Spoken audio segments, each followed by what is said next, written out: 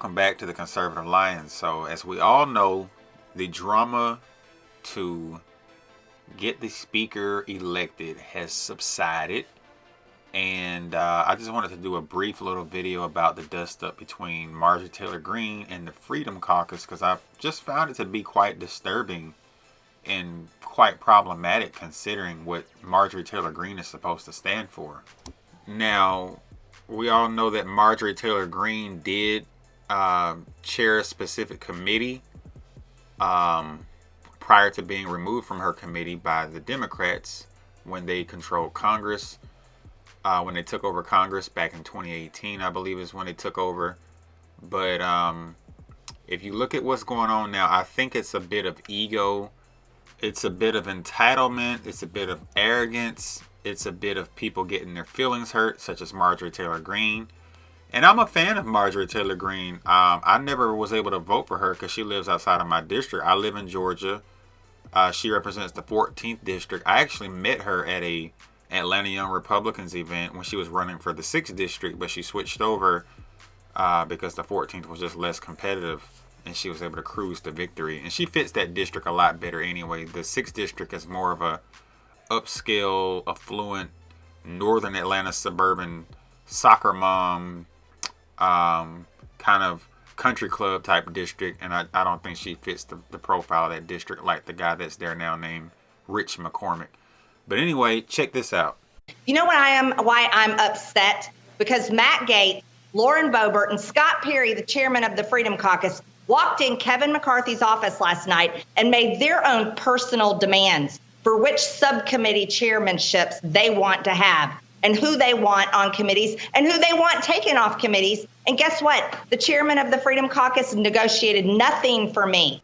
Now, as you heard in that little clip, Marjorie Taylor Green is upset that when they were negotiating for the things they wanted before Kevin McCarthy could finally become speaker, they didn't vouch for her for anything that she wanted. They were, picking and choosing who they wanted on committee, who they wanted off committee.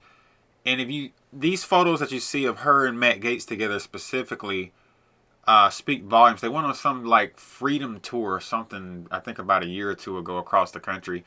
They were together all the time. You would think they were inseparable. Now, Marjorie Taylor Green is a married woman with children.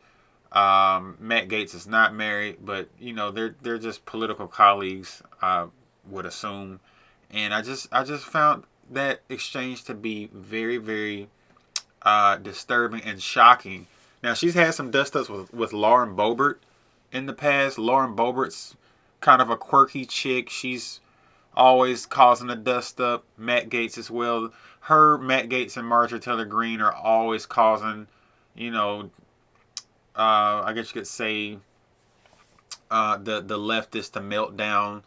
They're always, on Twitter back and forth with people. Marjorie Taylor Green had her Twitter suspended at one point.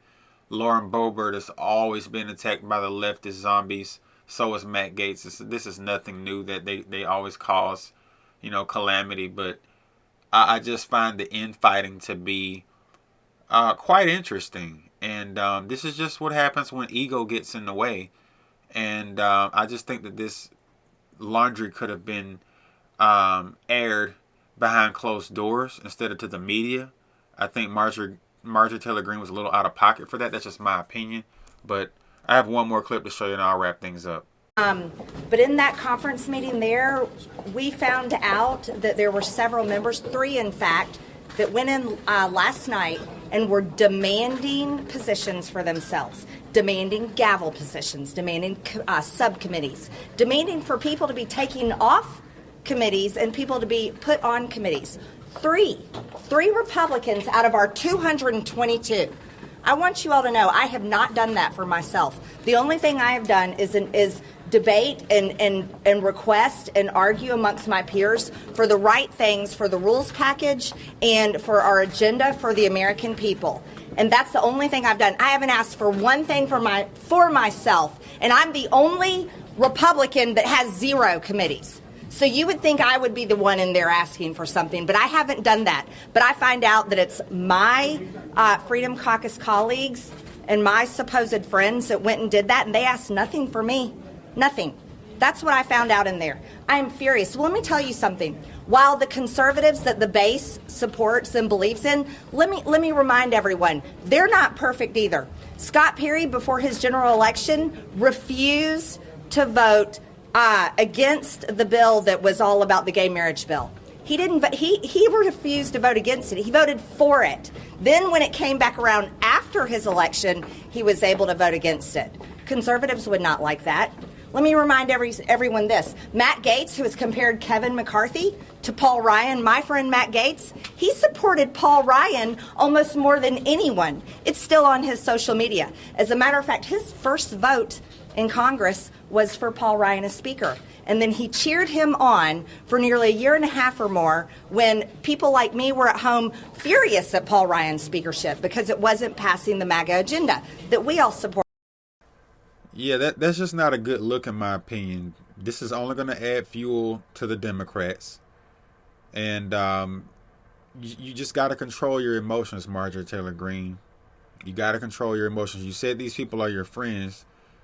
And I get why she's upset. She felt left out. She felt like they threw her to the side for their own personal ambitions. They were being selfish. That's basically why Marjorie Taylor Green felt slighted. But sweetheart, you got to control those emotions and you got to do things calmly and professionally. You should have checked them behind closed doors. The only people that really had any issue with Matt Gaetz and Lauren Boebert and anybody else who was making these deals with Kevin McCarthy behind closed doors, the people that were against the Freedom Caucus, the establishment wing, I expect this out of them. I expect them to attack Marjorie Taylor Green, and I expect them to attack Matt Gaetz and Lauren Boebert and whoever else. But she naming all these names, Scott Perry this, Matt Gaetz this, And that's just not a good look, especially if y'all are supposed to be the opposition wing. That's why I put in the title of the video, did the swamp get to Marjorie? Because she was one of the first Freedom Caucus members to openly support Kevin McCarthy, because she knows if she's on Kevin McCarthy's good side, she's going to get her committee position back. She's going to get her committee assignment back, which adds a little bit more prestige to her position in Congress. I mean, you're already making $175,000 a year. You're already one of the most prestigious human beings on earth, because there are only 435 people in the House, only 100 people in the Senate.